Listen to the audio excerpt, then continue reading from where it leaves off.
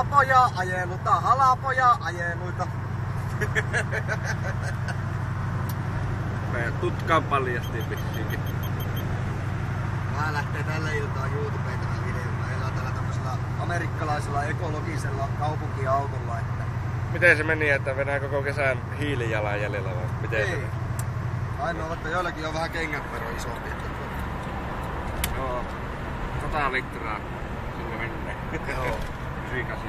Ja kaiken se syö, kaiken se syö.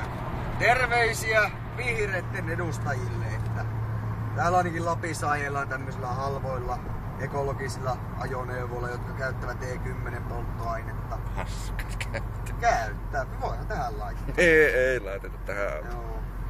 Ainoa vaan, että tämä polttoainekriisin kanssa, niin tämä halapa-ajelu muuttuu vielä kalliimmaksi, kun käytetään tätä niin sanottua E10 suurempi etanolipitoisempaa polttoainetta.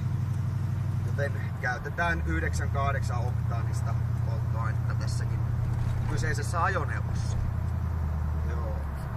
Mutta on meillä kaunis ilma kuitenkin täällä Rovaniemellä näin lauantaina 18.6. Että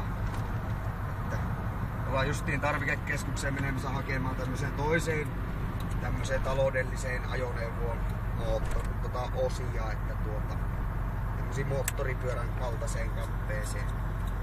Mutta jos ei tule lisää videoita YouTubeen, niin minä toivotan kaikille katsojille